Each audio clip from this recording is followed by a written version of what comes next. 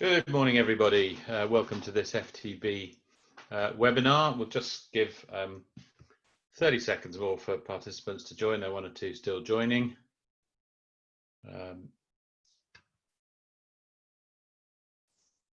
Actually, the numbers are stabilizing, so let's make a start. Good morning, everybody. Welcome. My name is Andrew Fraser-Urquhart, Queen's Counsel from FTB. Welcome to our webinar. As I say, I'm joined this morning by Melissa Murphy. Good morning. And we're going to talk about viability and disclosure obligations, particularly in viability. Just to give you an indication of the format of the talk, I'm going to briefly introduce Melissa in a moment. Then I'm going to take over and talk about the recent Holborn Studios No. 2 case, which I was involved in, which sets a very new important standard in terms of viability disclosure obligations. And then I'm going to pass over to Melissa, who is going to talk about decisions coming out of the Information Commissioner in a similar context. And then we'll have a very brief moment from me at the end, trying to draw together some of the threads and give some practical pointers, and then we'll field questions as you have the opportunity to put questions up through the Q&A button as part of the webinar. I'm sure you're all getting pretty familiar with the process now. Before I start, because I won't want to waste time once we're into the flow of it, I will introduce Melissa Murphy now in the sense that she needs any real introduction. Melissa Murphy is a senior junior in our chambers. I have very little doubt that that status isn't going to last for very much longer. And what I would say is Melissa is an outstandingly talented and able junior. And my advice to you all would be grab her now whilst you can still get her at junior rates, because it won't be too long before you'll be paying Silk's rates for her. I remember one of my most important cases I got on the basis that I was marketed to the clients on exactly that basis. So it's, I think, a powerful push, and for present purposes speaks all that needs to be said about Melissa's abilities. So Melissa, good morning. Thank you, Andrew. I just don't think it's going to get any better for me this morning now. So I think what I'm going to do is I'm going to pass back the compliment to you and say to you, well, if you're going to instruct a Silk, it really should be Andrew. And I'm going to turn off my video and I'm going to mute myself, and I'm going to allow you to crack on with introducing your case. Thank you. And if any of you are not now feeling the need to find a bucket, I apologise. Now, good morning then. Holborn Studios No. 2. Let me get the slides up for you.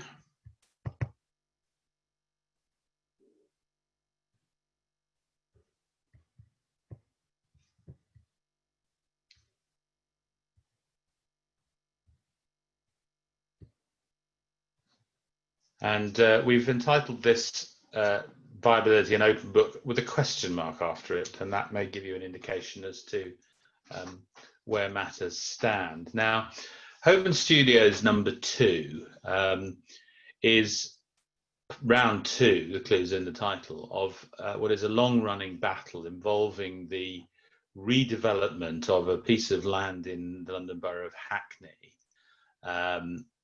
right next to the River Lee, in fact, I think, where there is a complex of relatively run-down industrial buildings, certainly not a coherent building complex particularly, but it is occupied by Holborn Studios, who are one of Europe's premier photographic studios, and they lease.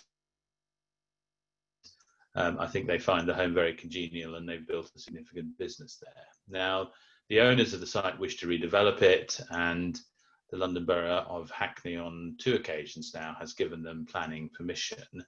On both occasions, that grant of permission has been quashed. The first permission was in 2016. It was quashed on entirely different grounds, which have no relevance to today's discussion at all. Case number 2 related to a planning permission granted at the back end of 2018, and it led to challenges based upon viability and upon various policy matters and upon the way in which information was presented to committee members. Now, I'm not going to say very much about the latter 2. I will very briefly touch on the matters relating to committee admin. But this is primarily about what the case tells us about viability disclosure, and it's really quite an important case, I suspect.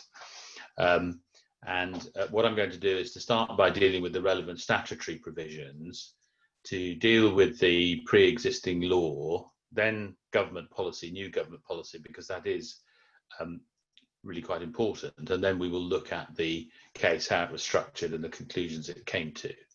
So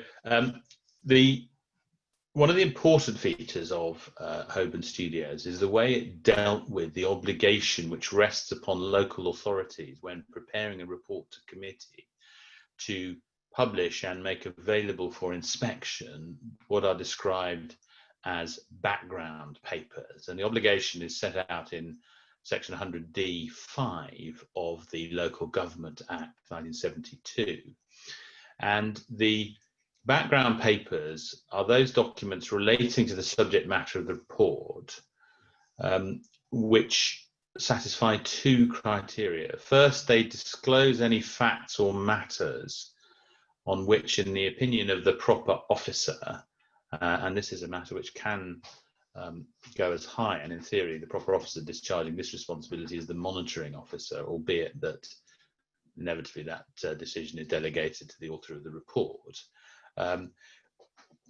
In the opinion of that officer, the report, or an important part of the report, is based on those facts and matters. So first of all, pausing there, it's not just the document, it's the facts and matters which are disclosed by a document, which is the important first criterion. And then the second is the reliance to a material extent in preparing the report. And so again, there's an important qualification, reliance to a material extent. And then finally, and slightly ironically, in view of the way in which the defendant authority, Hackney in this case, put together their reports as part of long-standing practice, it turned out, the matters to be included in background papers are not to include any published works. And the obvious candidate for a published work, which doesn't need to be included as a background paper, is planning policy, both local adopted development plan policy and national policy, obviously both of which are always fundamentally important in making any planning decision. So that's the basic statutory requirement. But then, of course, the other area which is of fundamental importance in all this is the concept of exempt information. And background papers don't have to be provided if they contain exempt information. This is all in Schedule 12A of the Local Government Act. And there's a considerable list of 7 or 8 items of exempt information. For our purposes, it's the first item that's listed in the schedule which is of relevance to us. And that includes information relating to the financial or business affairs of a person. However, and again, this is of fundamental importance for the way the Holborn Studios case went, there is a very important public interest test set out to qualify something as exempt information. And it's in these terms: so long as, in all the circumstances of the case, the public interest in maintaining the exemption outweighs the public interest in disclosing the information. So on each and every occasion when it is decided that a piece of information should be made exempt from disclosure in a committee report as part of the background papers, there is that public interest versus in maintaining versus the public interest in disclosing, which has to be considered. It's an ongoing duty, and that is of great importance to the way that Holborn Studios was decided. Now, the pre-existing law was contained in another case, funnily enough, involving the London Borough of Hackney, the case of Perry. And this was really the standard case dealing with viability disclosure obligations in committee reports, and it was fairly favourable to those who might wish to continue not to disclose material. Facts of the case were there were 2 schemes, in fact, seeking planning permission. A viability report was submitted, as one would normally expect, to support a non-compliant affordable housing officer. It was submitted in confidence. Some parts were redacted. The claimant brought a challenge submitting that the report ought to have been in the public domain and available to objectors and indeed to members of the planning committee who weren't even permitted to see large parts of the viability work. Now, Mrs. Justice Patterson, the late, sadly, Mrs. Justice Patterson, concluded that there was no common law right of access. She took the view that the information was clearly confidential on the basis that it contained information concerning build and sale costs and residential values, which she described as being of the utmost commercial sensitivity.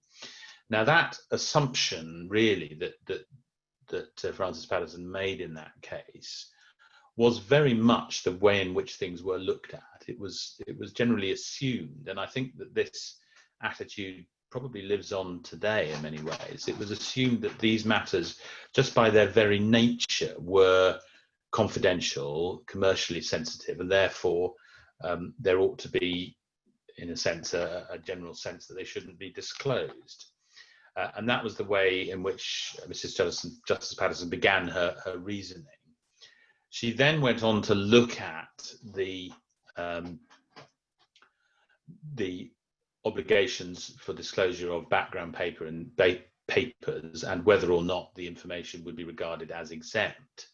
She concluded that disclosure would frustrate the clear intention of the Local Government Act to allow councils to negotiate effectively on contributions in this case, or on contracts, which was another part, in fact, of the Perry litigation. Now, importantly in this case, there was nowhere detectable a stated exercise by the council in performing that balancing exercise of the public interest in disclosure on the one hand versus the public interest in maintaining the exemption and maintaining confidentiality.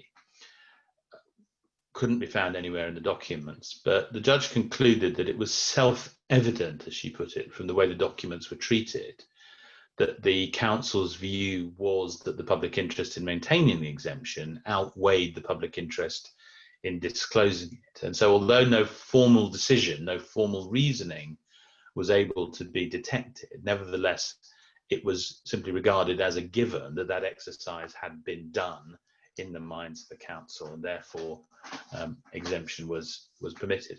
Now, that was Perry, and obviously it set out a pretty wide basis for enabling a council to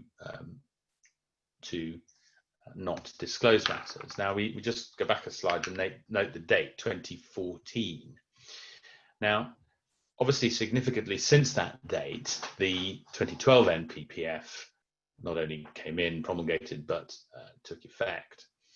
And of course, now the 2019 NPPF is in force, and the National Planning Practice Guidance, which underlies it and supports it, is also in force.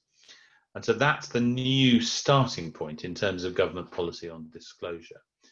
And I set out there paragraph 57 for you, or extracts from it. There's a bit in the middle I've taken out for space reasons. But there are two things really to note about it. Perhaps taking it in reverse order and starting at the bottom. It's suggested that all viability assessments should reflect the recommended approach and national planning guidance, including standardized inputs, and should be made publicly available. So the starting point of the position in the NPPF is that they should be made publicly available.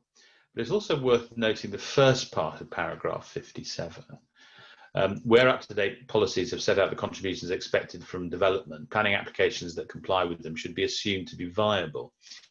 Now, this is in a sense, one of the bigger changes of the NPPF, and I'm not sure its effects have really been worked through. As local plans begin to come through, they will be. But the intention is that there'll be effectively a one-off exercise at the beginning of the development plan process, during the development plan adoption process, establishing that the relevant policies in the plan will give rise to viable developments. And thereafter, it's assumed that developments are viable, and it will be on the burden of the developer to demonstrate that a viability assessment is even needed, let alone that a viability assessment can demonstrate that effectively you don't need to provide as much affordable housing or other contributions as is required by the policies. And it is important, I think, to note in passing really here that all we say about Holborn Studios and the requirements of disclosure will equally apply, in my view, to attempts by developers as the system develops to say, well, you may have an up-to-date plan which is assumed to be viable, but actually my development won't be, and here's why. Those obligations will, I think, attract the same issues concerning disclosure as will application-specific viability assessments of the type that we're looking at here through the Holborn Studios case. So take note of that wider point as we move on. Now, the National Planning Policy Guidance, I'm going to sort of skip through this reasonably quickly because it's there available for you online to read. I noticed Melissa's slides touch on this briefly, and she gives the reference. I didn't have room on most of my slides to put them in, so but it's there under viability appraisals. The fundamental premises really of the National Planning Policy Guidance are really twofold. The first is that transparency and therefore the ability of communities to contribute to the discussion effectively is of great importance and is an aim of policy. And secondly, that in support of that, there is to be a use of key inputs, standardized inputs, in order to increase the level of understanding and thus transparency. And this leads on to the conclusion that, rather contrary to the assumptions which underlay the Perry cases we've seen, it shouldn't just be assumed that because something is related to viability, related to development costs, development inputs, profits and the like, that it automatically falls into the category of commercially sensitive, commercially confidentiality, and therefore demanding of protection from disclosure on that basis. It's a new approach, and this was very important both in the Holborn Studios case and I'm going to suggest in matters as we go forward. So there we start to see the text. As I say, I'm going to skip over some of these slides fairly rapidly. Improving transparency of data, therefore that will improve the data available for future assessment as well as providing more accountability.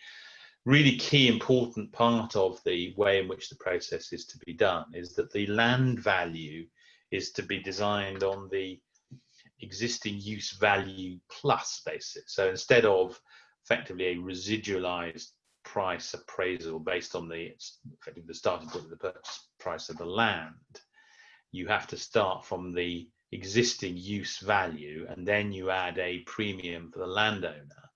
And there's a good deal of emphasis in the guidance upon both the importance of this benchmark figure and the importance of it being as transparent as possible. And again, we'll see that was of some importance in the Holborn Studios case. And then for the purposes of disclosure, really the key paragraph, any viability assessment should be prepared on the basis that it will be made publicly available other than in exceptional circumstances. And even in those circumstances, an executive summary should be made publicly available. Now, there are 3 points really to make about this. First of all, there is the basic fact that the policy at least suggests publicly available other than exceptional circumstances. And so there's an immediate hurdle for anyone wishing not to disclose viability information. Secondly, the fact that there is a test therefore means that that test has to be considered and has to be seen to be considered, as we'll come on to see. If something can only be done in exceptional circumstances, it's clearly necessary, if you're seeking to rely on it, to identify that exceptional circumstances exist, what they are, and how they're being relied on. And the third point to note is that even if the detail is being withheld from disclosure, that an executive summary has to be made publicly available.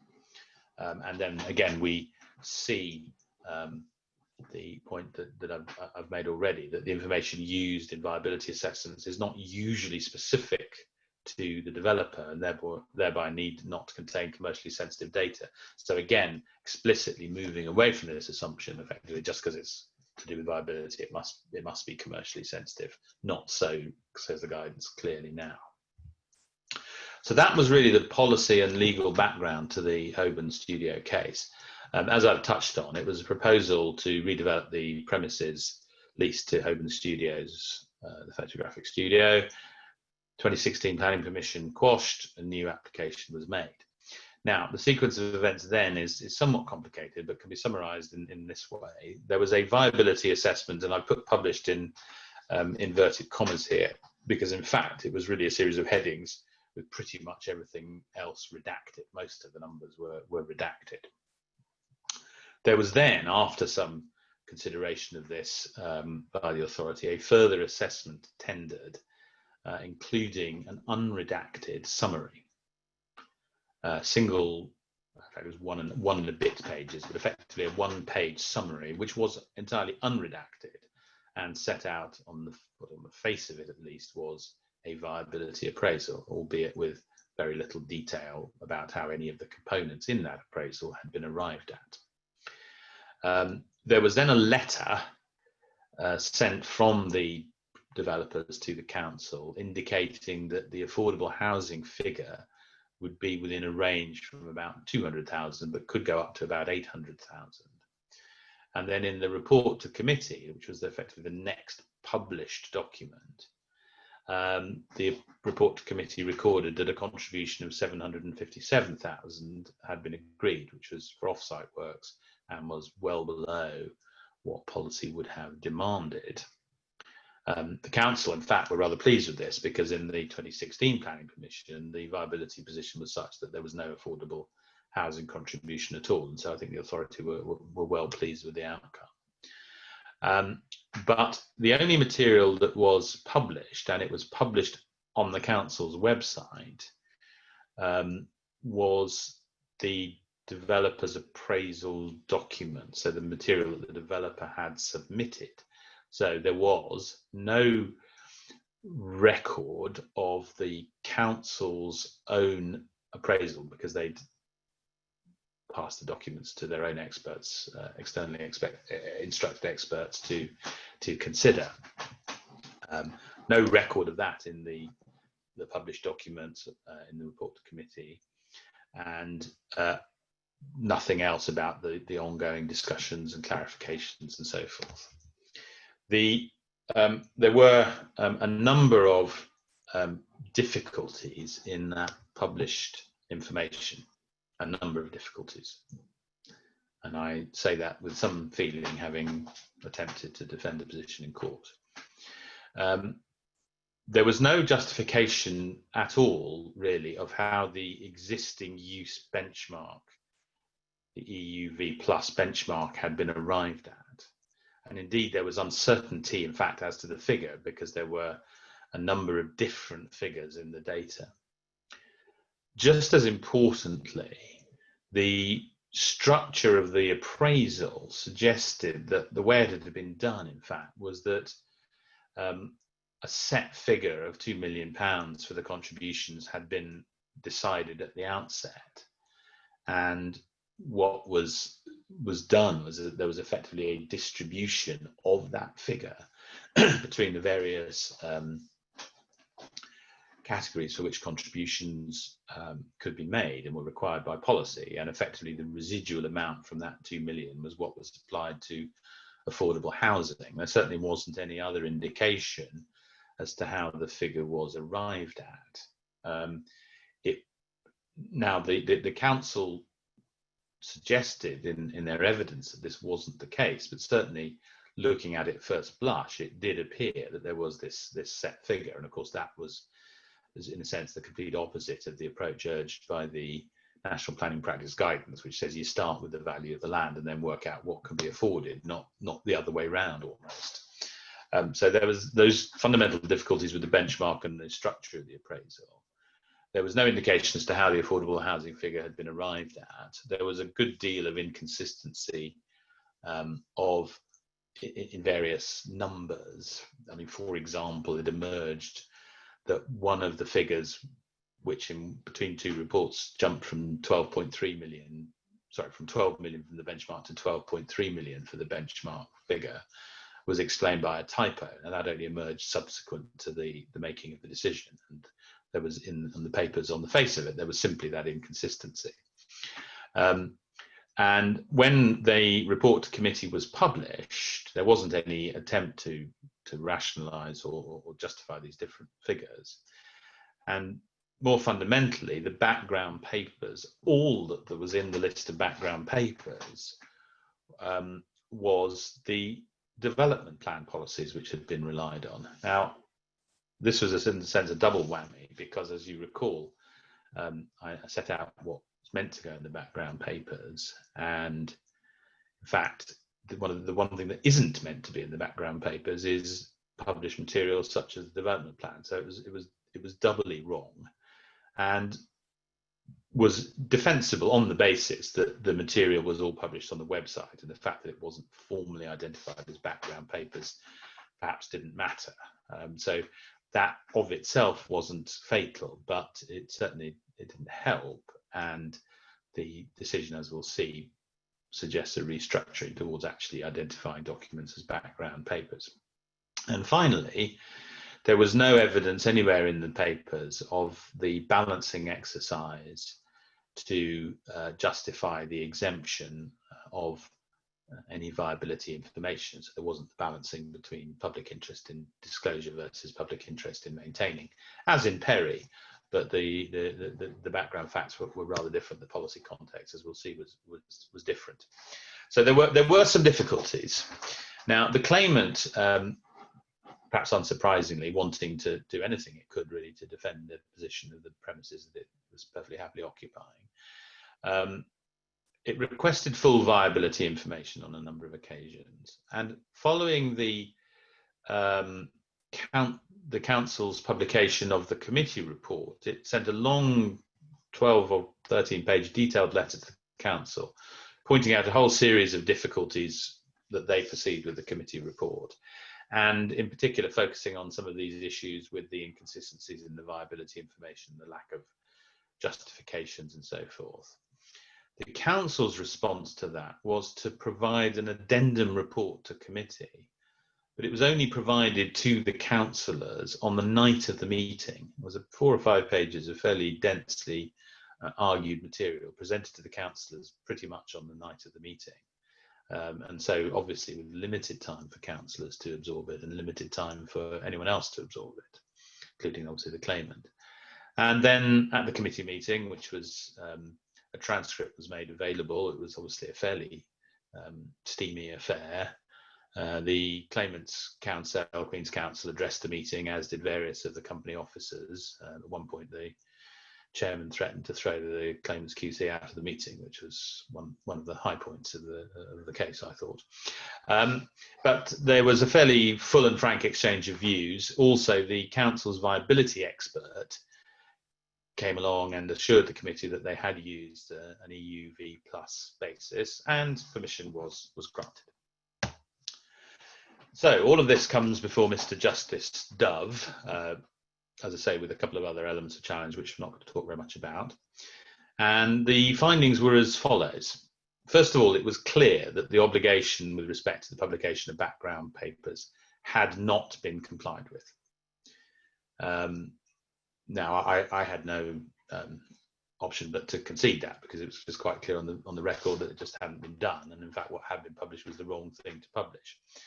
But more importantly, the submissions that I made suggesting that the substance of what was required was there on the council's website and therefore available, and therefore in substance the obligation to be complied with, was firmly rejected. And the judge concluded that not all the material needed to be produced necessarily, and all the viability stuff, but it was simply inconceivable, as he said, that the unpublished material, or that some of the unpublished material, was not relied on to a material degree in the conclusions and considerations that the committee report set out. Remember, going back to the obligation, it's facts and matters which have been relied on to a material degree, and the judge said that what had not been disclosed and not been published, it was inconceivable that at least some of that material hadn't influenced the conclusions to a material degree, and I have to say that was clearly right. Judge then went on to consider some of the principles from the NPPG, which we touched on earlier, and this sort of, in a sense, reads into law the approach as set out by the NPPG, i.e., it sets out a legal interpretation of what the policy provides. Doesn't change its status as merely policy, but makes very clear what it does and should mean.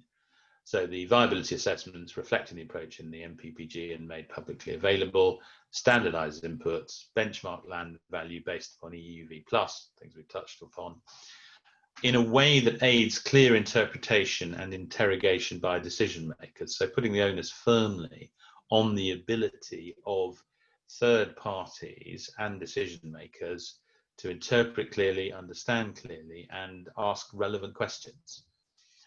That has to be the focus of the way material is published. It's to be made publicly available except in exceptional circumstances, as we've touched on. That's the new element of the NPPG. And even commercially sensitive data can be aggregated so as to avoid disclosure of sensitive material. So it may be that you can hide a commercially sensitive figure by a process of aggregation to enable as much disclosure as possible. Going on then to consider the relationship with the Perry case, because that was obviously how the council, really that was their one point of defence, was what had been decided in Perry. Judge reasoned it this way: the NPPG policy, i.e. disclose except in exceptional circumstances, is a matter which has to go into the balancing exercise when deciding whether something is exempt. So that balance as to public interest in disclosure on the one hand and public interest of continued exemption on the other, that balancing exercise is fundamentally influenced by the existence of guidance which says that you should publish except in exceptional circumstances. And so that anticipation of publication supports the contention, and this is the high watermark of what the judge said, and it's important to note these words, supports the contention that such assessments are not exempt information unless exceptional circumstances arise.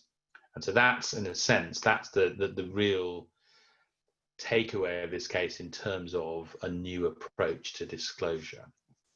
Not exempt unless exceptional circumstances arise. Now, it was unclear, said the judge, how, if at all, the defendant considered or justified the exemption, and that was clearly right. There was nothing on the face of the papers to suggest that that had been justified at all. And the judge was quite open in saying this is a different approach from Perry, and effectively Perry was superseded, as he saw it, by the new NPPG policy. And the approach in Perry, as I'll say in a later slide, I think is probably dead. That unthinking assumption that it's is information which shouldn't be disclosed because it's bound to be commercially confidential just won't wash anymore. Now, I advanced a test that the right way to approach with this was that only enough material adequate to enable a member of the public to make a sensible response to the consultation was what was required. So you didn't have to publish everything, and our argument was that what the claimants were arguing for was a blanket publication of everything.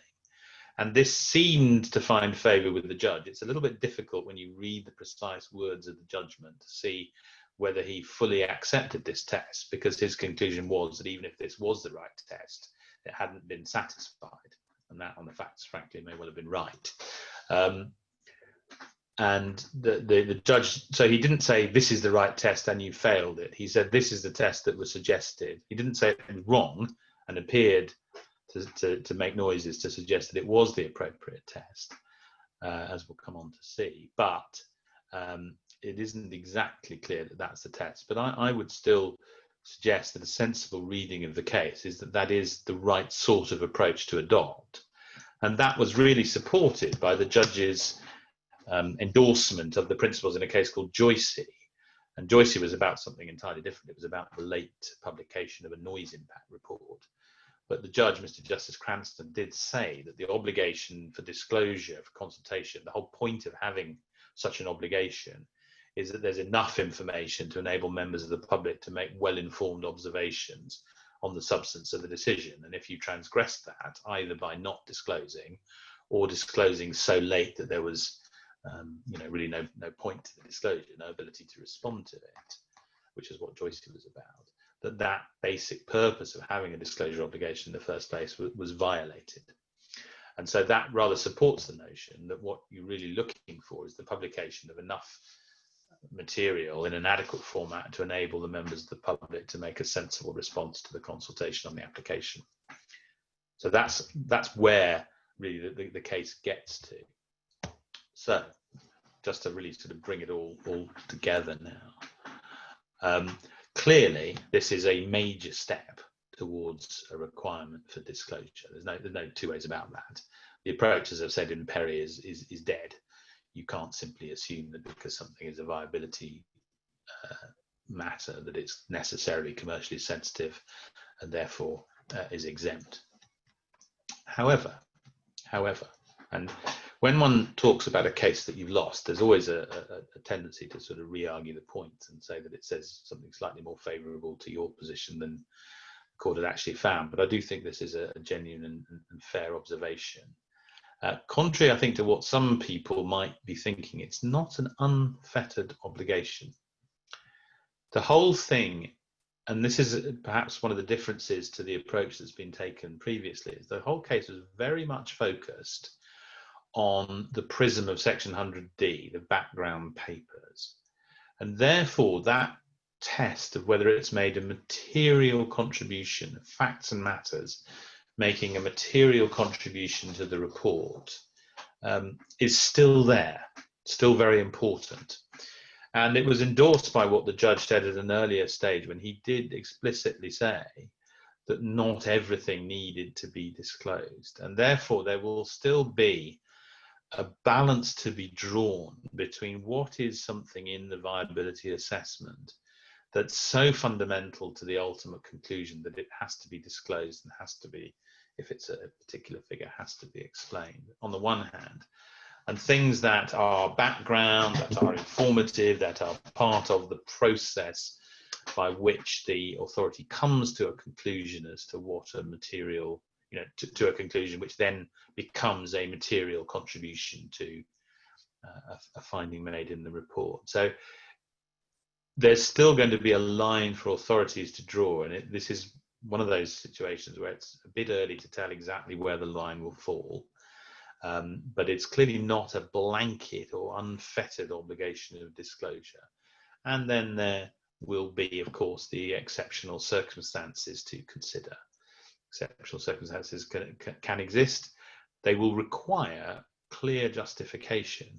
And one of the things that I think this case may spill over into other fields is that in other areas of exempt information not relating to viability, I think that there's going to be a much wider focus now on the need for the justification of whether documents should be exempt. And I think that committee admin officers who are blithely to say, oh, well, let's make it exempt, it's a bit sensitive, I think there'll be challenges to that coming out of Holborn Studios, because people will need to think a good deal more carefully. And finally, one last point to touch on. The defendant counsel had its own policy relating to disclosure obligations, which set a standard for disclosure. And the claimant ran a legitimate expectation case, saying that that document hadn't been followed through on, and a legitimate expectation had been created and then denied by the counsel's non-disclosure. Now, that wasn't decided because it didn't need to be, because of the finding based on 100D. And so again, that's just something to be aware of, that if a counsel has a particular policy document then it may end up creating a legitimate expectation, or by other ways of making statements. And so that part wasn't decided, and may yet have some life.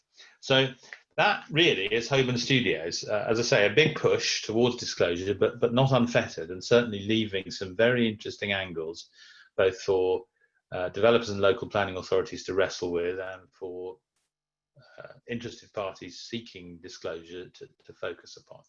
So that's the High Court position. I now turn over to Melissa, who will take us through some thoughts on the public interest test and the Information Commissioner. Melissa.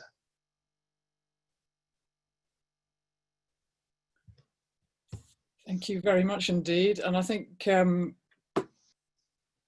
I'll take over at that point. Thank you, Andrew. For those of you who are watching live, good morning again. For those of you who are watching on the Francis Taylor Building YouTube channel, of course, it can be any time at all. And I did think it was just worth reflecting on that as an unlikely outcome of lockdown, that Francis Taylor Building would have its very own YouTube channel. And in the best tradition of YouTubers everywhere, if you like what you see and what you hear, don't forget to hit the like and subscribe buttons. Now I'm going to share my screen with you and put up some slides.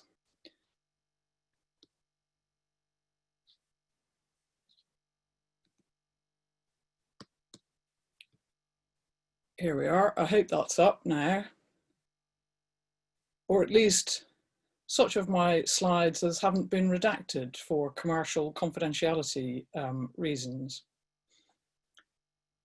I'll put now up my outline, and to tell you what we have in prospect then. The first thing that we'll look at together is the good old days, or the bad old days, rather, depending on what your perspective is in relation to disclosure, and then what happened next. We'll look at Holborn Studios again just from the perspective of the public interest test, and to think about some of the matters that Andrew hinted at, which is what are, or what might be, its wider implications. And in particular, we're going to look together at the wider implications, if any, for the commercial confidentiality exemption in the environmental information regulations. So before we get into all that, we're just going to have a little trip together down memory lane, just to set the scene for you there.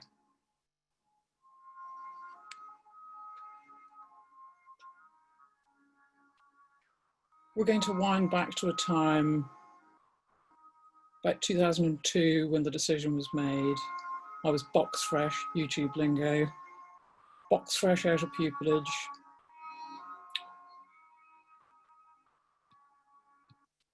And here we are in Islington, a grant of planning permission by the council in relation to the Arsenal Stadium. Now, this isn't an original observation about the fairly blithe way in which we've treated viability information as confidential. It's not an original observation, but it is a really good example. You can see here an excerpt from a judgment, Mr. Justice Ouseley in the High Court, in which he was looking at a DTZ report, and the DTZ report had been produced for the local planning authority, and it assessed the cost estimates relevant to the deliverability of the development.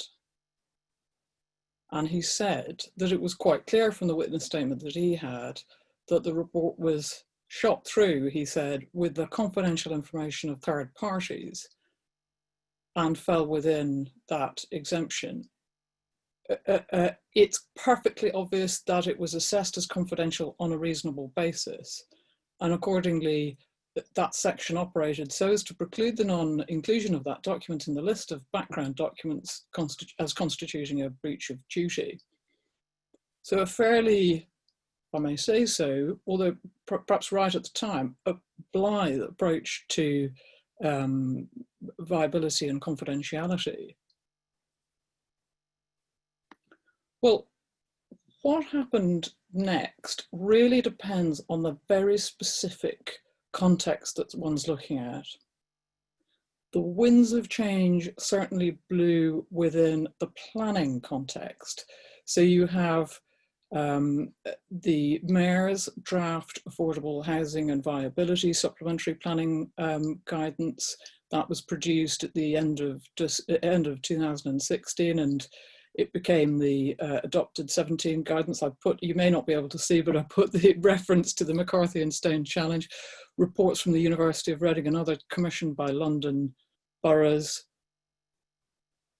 You can see there, I hope, the heading of the Parkhurst judgment. And so within the context of planning and affordable housing and viability, there'd been really significant misgivings within the market about the reduction in contributions on the basis of viability information, which was, by and large, not within the public domain. And there was a real public concern about that, and additional, and of course, was political pressure. And the boroughs themselves were pressing for a more transparent approach to viability. So that's within that very specific planning context. And I just summarize, well then that led in a national context to what Andrew's said about the National Planning Policy Framework.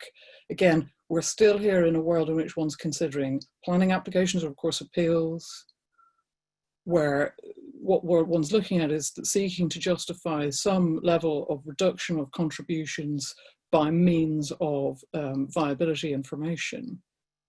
And the PPG associated with 57 of the framework is saying in terms, any viability assessment should be prepared on the basis that it will be publicly available other than in exceptional circumstances. And just stepping back from the detail, the reason harks back really to that impetus of wanting to ensure that if you're reducing contributions and thereby providing less affordable housing when affordable housing is needed, that there can be scrutiny of that and that the process is transparent. So that's that very specific planning context, responding to a very specific pressure and a specific discourse. We go then back to Holborn Studios, which was decided within that context. And the points that Andrew has been making, as you know, as you've heard, are about the application of the Local Government Act, Section 1972, and looking at what ought to be published together with a committee report. And the application of the public interest test in that context. In paragraph 64 of the judgment of Mr. Justice Dove, he looks at this public interest test and he says, well, the existence of the policy contained in the framework, which you've seen, and the guidance contained in the PPG, which you've also seen, have an important bearing on the consideration of whether or not there's a public interest in disclosing the information contained in the viability assessment, even if it's properly to be characterised as commercially sensitive, bearing in mind the observations in the PPG, but the extent to which the information in an assessment would be specific to a particular developer. And you'll recall, you may know that the PPG looks at the aggregation of information so that it is, so if you like, that sensitivity is overcome. So, question then, what wider implications might that have? I want us to now move from that Local Government Act context to be thinking about a much broader question of the circumstances in which somebody can ask, a member of the public can ask a public authority to release information which it holds about, let's say, viability. I mean, it may very well not be in the context of a planning application. In planning applications, I think we've got a pretty clear steer within the guidance, within the policy and from Holborn Studios. But what about situations in which it's material, for example, to the terms of a development agreement or a negotiation, or so for example, joint site promotion, or in the compulsory purchase context?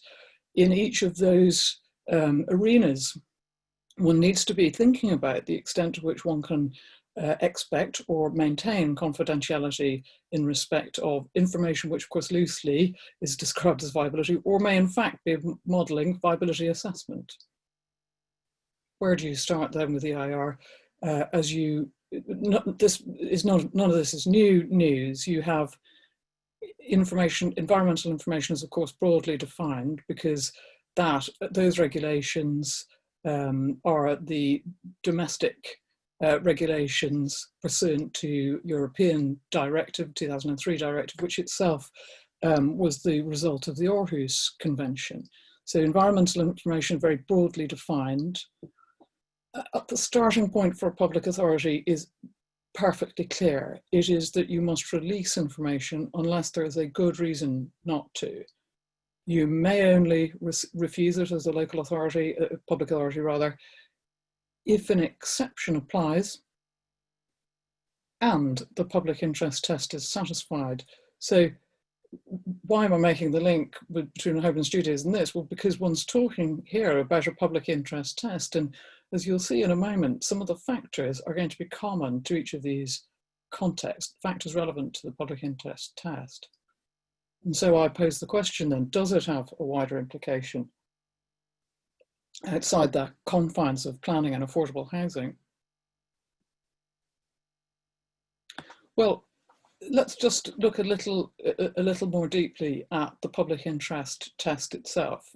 You will or you may know that the Information Commissioner's Office publishes helpful guidance on the environmental information regulations, of course, and FOI, but within the development context, of course, we're focusing on EIR rather than FOI more generally. And it explains that under the regulations, most exceptions are subject to the public interest test. It's an extra stage in the process of deciding what information to provide, which requires you to balance the public interest arguments for disclosing the information against those for upholding the exception. And this means that even if disclosing information would harm, for example, public international relations, but in our context, we're going to be looking at commercial confidentiality, it says you must still release the information if the public interest arguments for disclosing it are stronger. And then it observes, which I think is wonderfully wry, the public interest is not necessarily the same as what the public finds interesting, which is a qualification well made. So how does all this translate to these wider contexts with which we are often interested? Well, I think we'd start with what's the baseline. I've looked through the last year of Information and Commissioner decisions and tried to make sense of what I've seen in terms of the determinations. Inevitably, they arise as a result of complaints, and so it's a bit of a mishmash of issues. Sometimes you get serial complainants in relation to particular authorities. But what we can see is that where the commercial confidentiality exemption is engaged, so that's 12.5e of the regulations, in this last year, of 29 complaints to the Commissioner where that exemption was engaged, it was accepted by the Commissioner, 23 failed because the Commissioner agreed that the public interest entitled the authority to withhold the requested information. You can do the maths, of course. That means that a not insubstantial number succeeded because of a different conclusion on the public interest test. So it's simply not the case that when a public authority has decided that the exemption applies, it's engaged, the material is commercially confidential within the meaning of the regulations, and the authority has decided that the public interest does not favour disclosure, there are still numbers of cases where the Commissioner disagrees and requires that material to be released. So, what one must understand about this is that it's a balanced judgment when you're looking at the public interest test, as I make clear on the slides a little later on.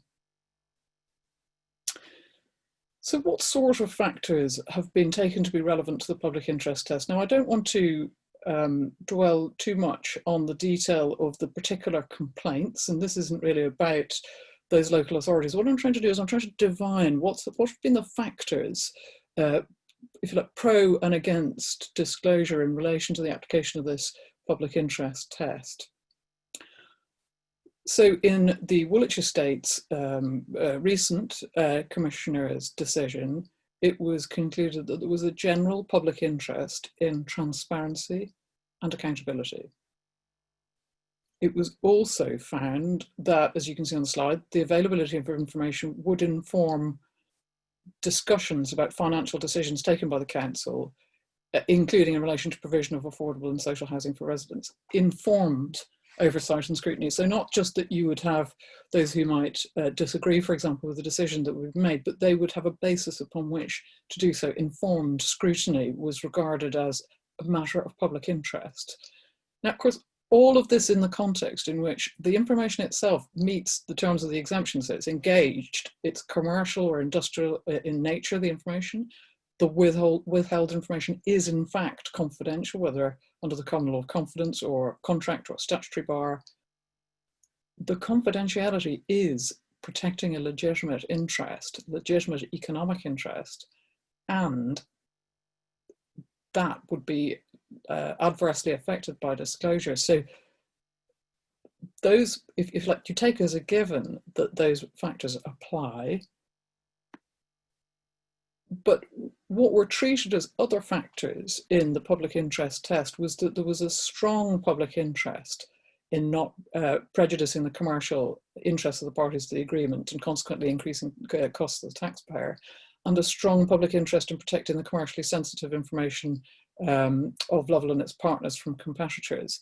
So one, I think in brief, one can see an overlap between the engagement of the test and the factors which are thought about in terms of the public interest test. That's one recent example.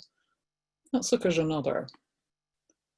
This is to do with a site within the administrative area of Mendip District Council. And again, one's looking at the factors which were weighed in the balance. There is, the Information Commissioner's decisions, the structure of it in that case was made discerning what was accepted and what wasn't accepted, slightly complex. It seems that the council's arguments were accepted in the main, so there was some acknowledgement of the public benefit of transparency and scrutiny. The decision really does focus on the adverse effects of disclosure on the council and property groups, economic interests, and harm to the prospect of bringing the site forward for development. So you can see those are the sorts of factors that have played in the public interest test. So here are the discussion points, and I would invite you, I mean, I've looked at the list of those who are participating here live, and it struck me that there is an absolute wealth of knowledge and experience among our audience. And I thought, well, it would be a useful thing to misappropriate the questions box if you would like to share some of your experience as well as your questions. So please do feel free to do that. That is of interest to us. So thinking about those discussion points then, you've got the Environmental Information Regulations commercial confidentiality exemption. So you're here talking about any commercially confidential information. A balance is to be struck because you're applying the public interest test and there's this mechanism for complaints and of course appeal from that. If you're striking a balance as a matter of judgment, the weight that you afford to the various factors within that balance is important. Thinking about the factors which the Commissioner has in just a couple of recent decisions, the factors that have attracted some weight in the decision, those are abstract concepts: scrutiny, transparency. They're values, aren't they? But they are ones which I would suggest are of really crucial importance in the context of ensuring that you've got public confidence in public decision making, and they are therefore worthy of emphasis and worthy of being upheld. And putting against that, though, you must. If you're seeking to ensure that information remains confidential, you've got to explain by providing an insight into what are the implications for a business model, for example, which may itself be confidential, or one's ability, the company's ability to compete within the market. of course, assuming that all that information remains confidential for the time being, but then, of course, as circumstances change, that may then be required to be reviewed. And that's something which we'll need to be in mind in addition, that as circumstances change, sensitivities may change, and that then may have implications for the weighing of the public interest test. It's not a once and for all decision about what is or is likely to remain confidential. So I just pose this question for you to consider. Should actually developers and others expect to have to operate without the benefit of commercial confidentiality protection when contracting with public authorities? I mean, the fact that there is this exemption, that you have legitimate commercial interests underlying commercial confidentiality, and that when you engage that exemption, there is a demonstrable adverse effect caused by disclosure would cause harm. It's interesting that you then go on, of course, to assume disclosure and then to weigh up the public interest test. I think what we would be interested in is to what extent will that wind of change which has taken place within the planning context to seek to ensure transparency and scrutiny when you're looking to justify something other than the level set out in the plan and contributions. How far is that expectation of transparency and of informed scrutiny, how far is that going to go when you're looking, for example, at the quite fraught context of CPO schemes, for example, whether that be commercial or residential, or of joint promotion of sites for development when one's looking at, for example, the selection of partners. These are really interesting practical questions that we need to be asking ourselves, really. And in that context, I think the Holborn Studios case, albeit perhaps one can say confined to planning and affordable housing, be interesting to see what effect, if any, it has, which is a wider one. I then put up any questions. Hopefully we'll get some. I'm going to stop sharing my screen now. I think that brings us back. Hello, Andrew. And I think we've got some questions which we may want to look at. I'll take a look at that, and I'll hand over to you for now. Thank you very much, Melissa. Yes, just some brief concluding thoughts first. One last slide.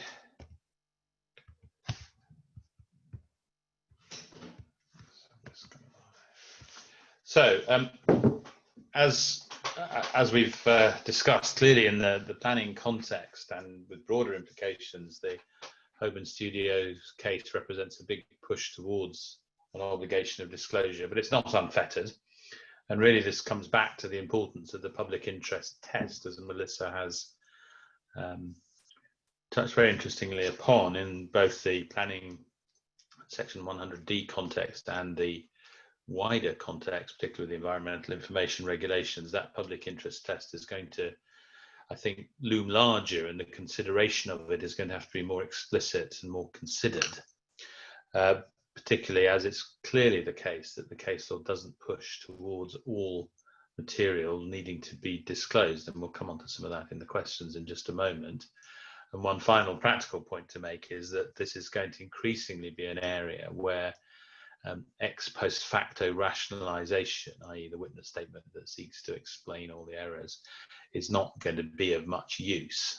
We had one in Holborn Studios, didn't cut much ice, and obviously gives the other side the obvious answer that, well, look at what they're disclosing now, they should have disclosed this in the first place. And so there are real dangers, and it will all come back, I think, to a focus upon the need for consideration of that public interest test in an open and transparent manner, clearly identifiable through an audit trail in the documents.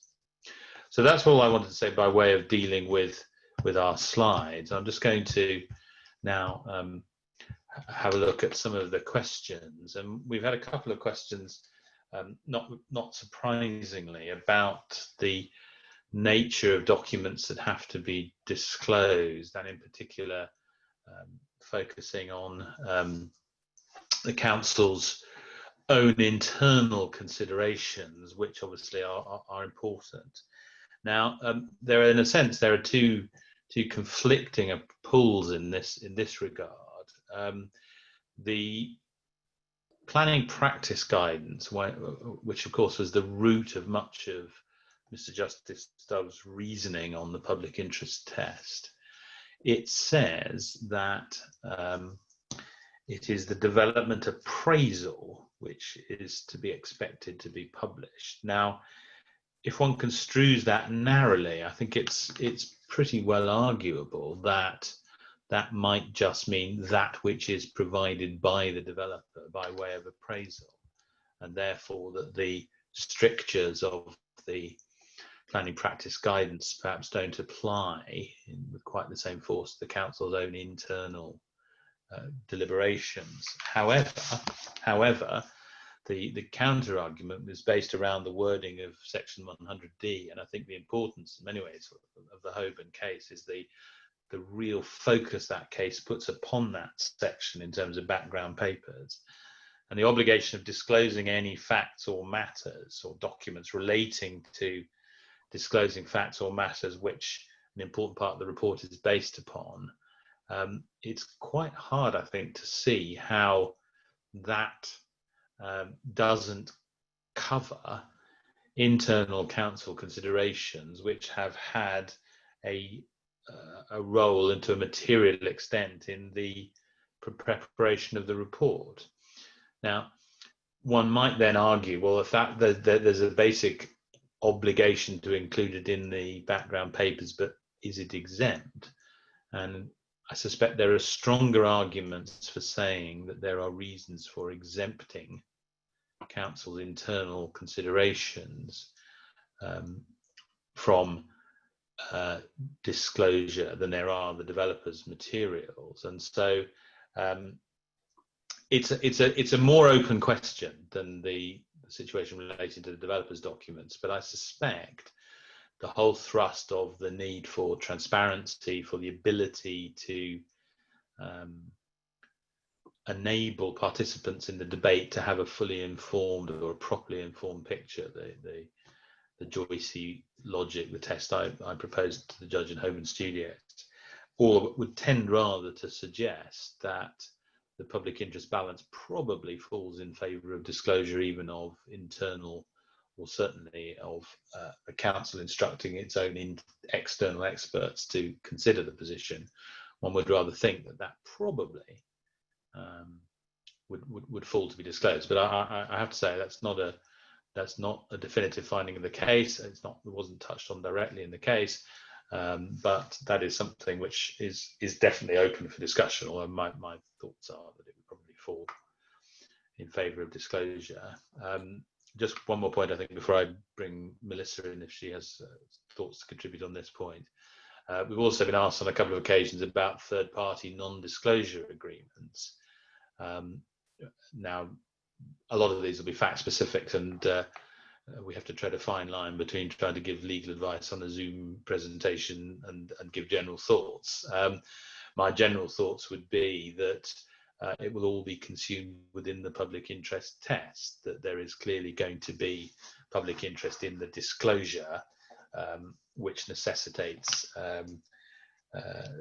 disclosure of all the information. The counter arguments to that, I think, will be that possibly because purchase price is not meant now to really have a role in the viability assessment process, that it might be argued that the interest in enabling third-party contractual relations to exist undisturbed by the sort of overarching effect of the relationship with the council and the obligations the council's under, the fact that it shouldn't really be part of the viability assessment for development purposes might well give you an argument for saying that public interest in continued non-disclosure might prevail in those circumstances. So I would tentatively think that there are arguments as to why you might not have to, but if it is a fundamental part of understanding the overall viability position, then the obligation would still be there.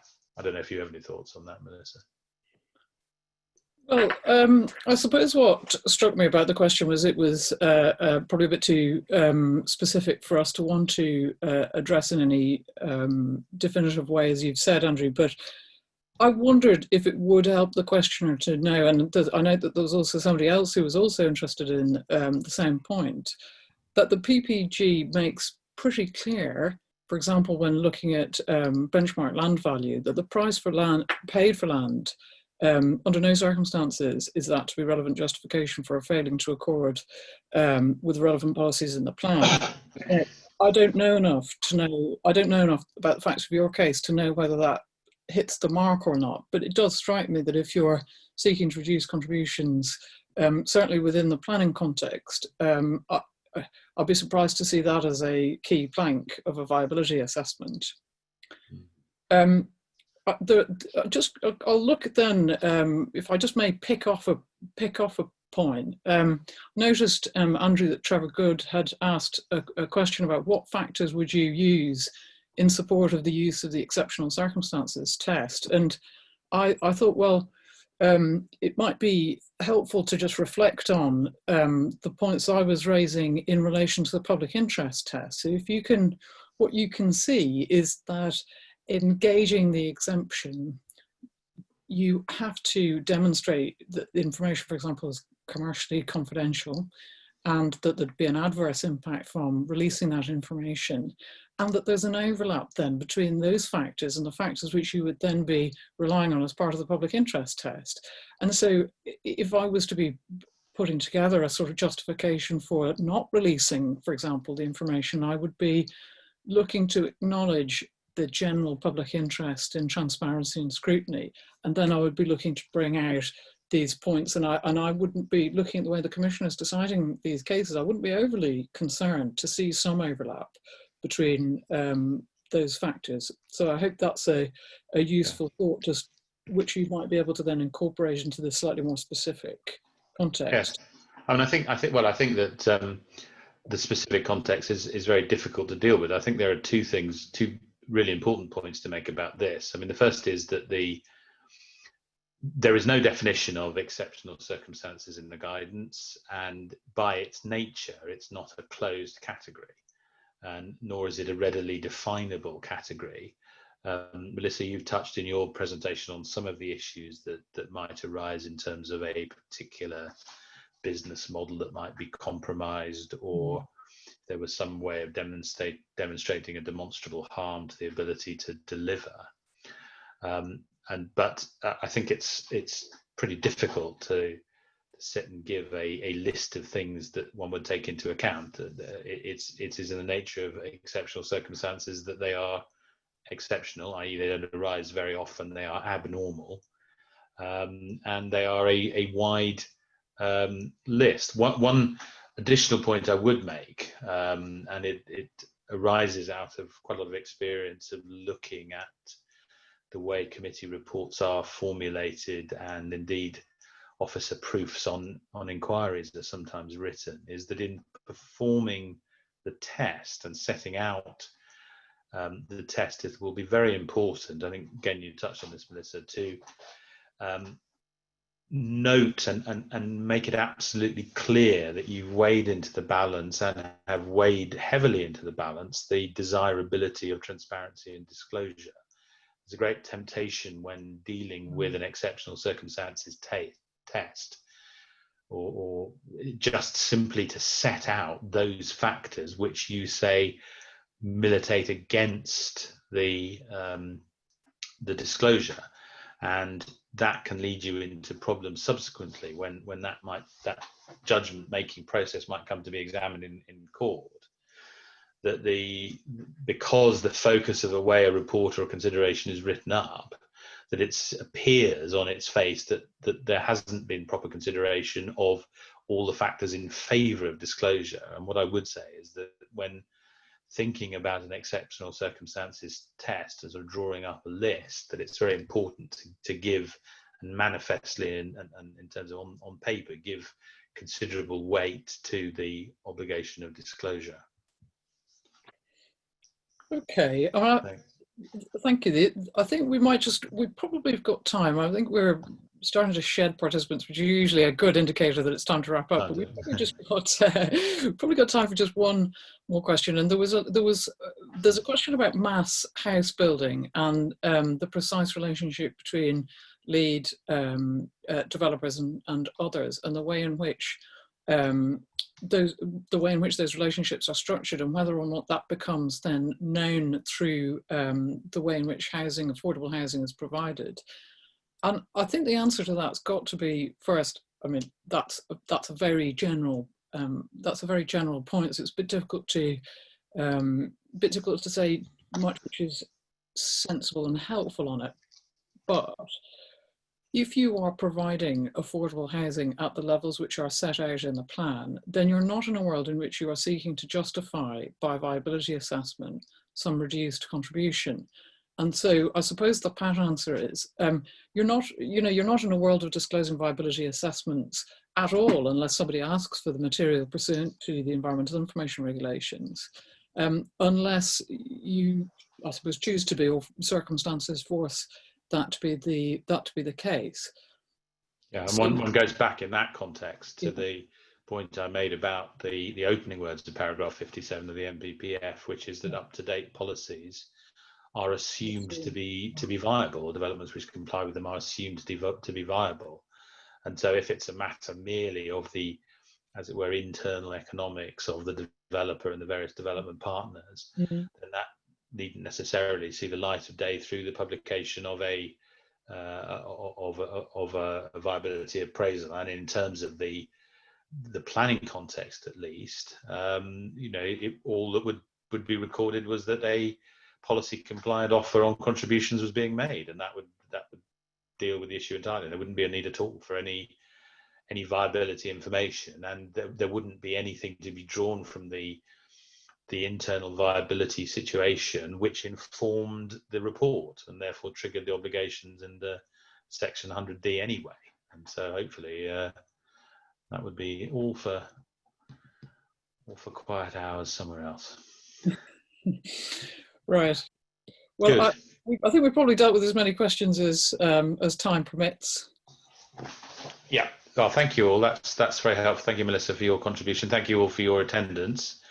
And I hope that's been interesting. I think it is a fascinating area which raises a lot of important both legal and sort of quasi-philosophical questions, which will work their way through the system and hopefully through lots of interesting litigation. So thank you all very much indeed. Melissa, again, thank you, and good morning, and thanks to all of our participants.